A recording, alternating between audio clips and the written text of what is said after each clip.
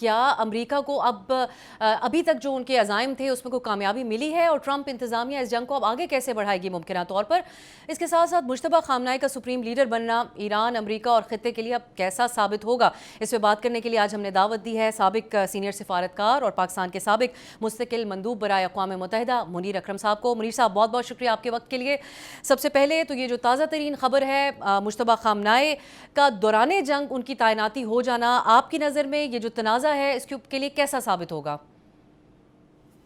جی، اس سے یہی نظر آتا ہے کہ ایرانی حکومت نے فیصلہ کر لیا ہے کہ وہ جنگ جاری رکھیں گے، اور وہ جو کچھ ان کے سامنے آ رہا ہے امریکہ اور اسرائیل کے حملوں سے، اس کے لیے وہ تیار ہیں، اور وہ ان کی سمجھ میں یہی ہے کہ جنگ جاری رکھنا اب ان کے پاس یہی آپشن ہے کہ جنگ جاری رکھیں، جنگ کو پھیلائیں، اور اس سے جو نقصان ہو رہا ہے امریکہ اور انٹرنیشنل اکنامک مارکیٹس کو، وہ نقصان زیادہ جب پہنچے گا تو پھر ان کی سمجھ میں یہی ہے کہ امریکہ جب مانے گا جب یہ کاسٹ آف دا کانفلکٹ بہت بڑھ جائے گی۔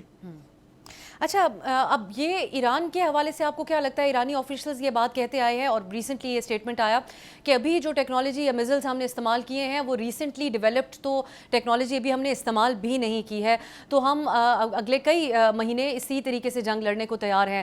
آپ سمجھتے ہیں کہ اسرائیل اور امریکہ نے انڈر ایسٹیمیٹ کیا ایران کے رد عمل کو، یا پھر ابھی بھی ان کے پاس پلان ہے اس کو پرولونگ کرنے کے لیے؟ جی، اب کہہ نہیں سکتے ہیں، ابھی یہ طاقت کی آزمائش چل رہی ہے۔ میرے خیال میں کچھ انڈر ایسٹیمیشن تو کی ہے ایرانی، نہ صرف ان کی طاقت کی اور جو ان کی میسائل کیپیبلٹیز ہیں اس کی، پر جو ایرانی پولیٹیکل ڈٹرمینیشن ہے، یعنی کہ ان کی جو بالکل مضبوط ایک پوزیشن ہے کہ ہم جنگ لڑیں گے اور لڑ سکتے ہیں اور ہمارے پاس اور کوئی آپشن نہیں ہے، یہ بھی میرے خیال میں تھوڑی انڈر ایسٹیمیشن ہے ان کی۔ وینیزویلا کے بعد میں انہوں نے سمجھا کہ حملہ کریں گے اور یہ حکومت کمزور ہے، یہ گر جائے گی، میرے خیال میں یہ نہیں ہوا ہے۔ تو کچھ مس کیلکولیشن ضرور ہیں، پر اب یہ آزمائش ہے طاقت کی، پھر اس میں دیکھنا پڑے گا کہ کون سہ سکتا ہے آگے چند دنوں میں، ہفتوں میں، مہینوں میں، اگر یہ جنگ جاری رہتی ہے تو۔ منیر صاحب، آپ کاسٹ آف دا وار کی بات کر رہے ہیں، اب جو تیل کی بڑھتی قیمتیں ہیں بہت ڈائریکٹ اثر ہو رہا ہے ممالک پر، ان کے عوام کے اوپر ڈائریکٹلی، اس طرح پاکستان میں بھی قیمتیں بڑھی ہیں۔ آپ سمجھتے ہیں کہ خطے کے ممالک اس وجہ سے مجبور کر سکتے ہیں کہ ڈپلومیسی کے ذریعے اس مسئلے کو حل کیا جائے، مزید پرولونگ نہ ہو جنگ؟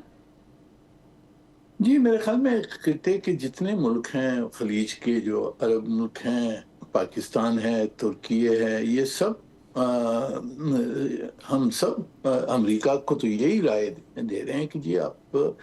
یہ جنگ جو ہے اس کو جلد میں جلد اس کو بند کریں، پر میرے خیال میں امریکہ بھی، وہ اسرائیل جو ہے شیطان وہ ہے، اس نے امریکہ کو پش کیا ہے، ٹرمپ صاحب کو اس میں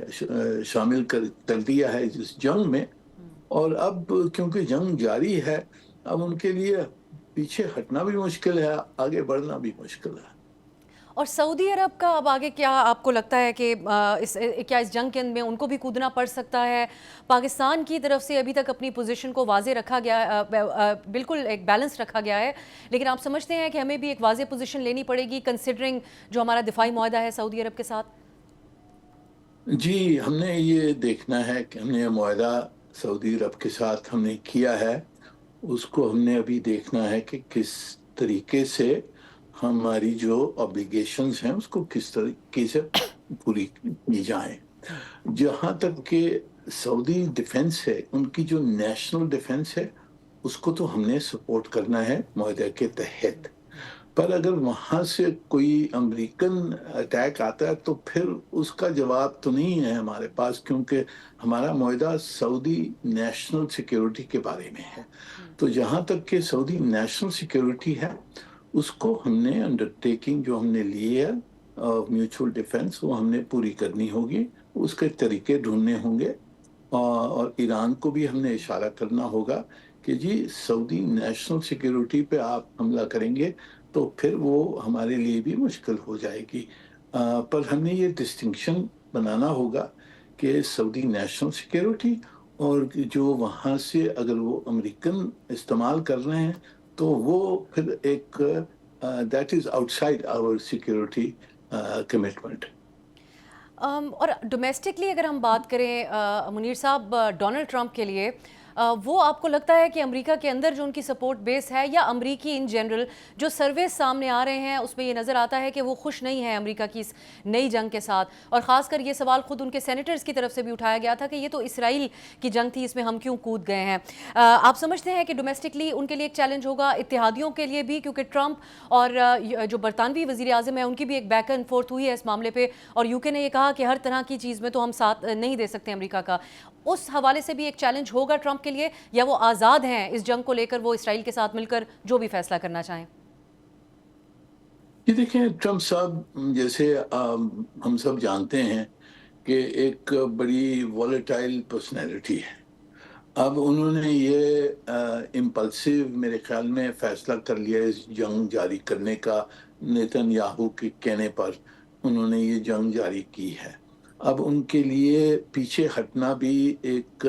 پولیٹیکل کاسٹ ہوگی اس کی ان کے لیے اندرونی امریکہ میں، پر ایٹ دا سیم ٹائم یہ جب تک یہ جنگ چلتی ہے اور جتنے دن یہ جنگ چلتی ہے تو اس کی جو کاسٹ ہے،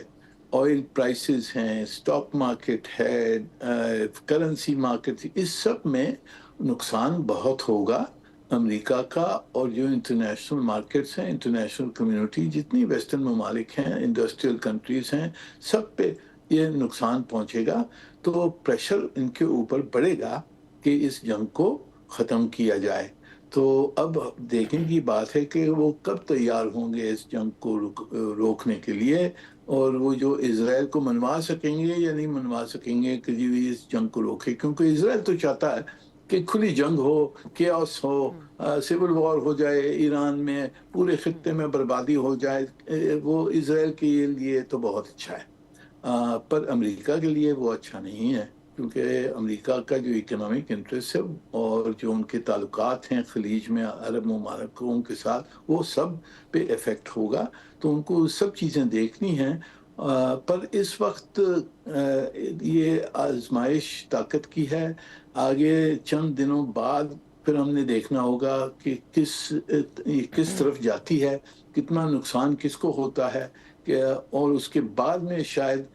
کچھ ڈپلومیٹک اپرچونٹیز کھل جائیں۔ پر اس وقت میرے خیال میں نہ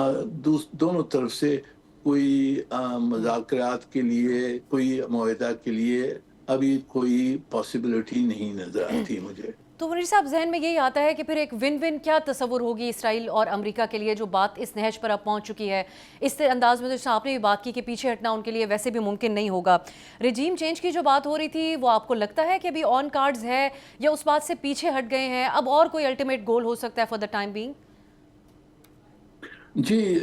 یہاں جو کچھ بھی ان کی سٹیٹمنٹس آئی ہیں وہ بہت مختلف قسم کی ہیں۔ پہلے انہوں نے کہا کہ ہم ان کی نیوکلیئر پروگرام، میسائل پروگرام کو ختم کریں گے، پراکسیز کو ختم کریں گے، اس کے بعد میں رجیم چینج کی بات کی، پھر مڑ گئے وہاں سے، پھر انہوں نے کہا کہ جی ہاں ہم انٹرنل انسٹیبلٹی ہوگی، کردوں کو، بلوچیز کو ہم سپورٹ کریں گے اور ایران کو ٹکڑے ٹکڑے کر دیں گے۔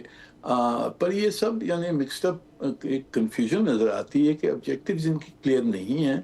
اسرائیل کی تو آبجیکٹیو یہی ہے کہ جی کیوس ہو، پر امریکہ کی آبجیکٹیوز ابھی تک کلیئر نہیں ہیں اور کنفیوژن ہے۔ تو میرے خیال میں اس وجہ سے یہ فی الحال تو چلتی رہے گی، پر ان کی آبجیکٹیوز کوئی ریئلسٹک نہیں نظر آتی ہیں۔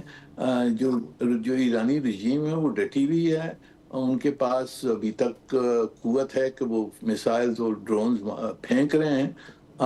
تو یہ دیکھنا ہوگا یہ کب تک چلتی ہے اور کس کی کمزوری پہلے نظر آتی ہے۔ سبسکرائب کریں اور بیل دبائیں تاکہ کوئی خبر رہ نہ جائے۔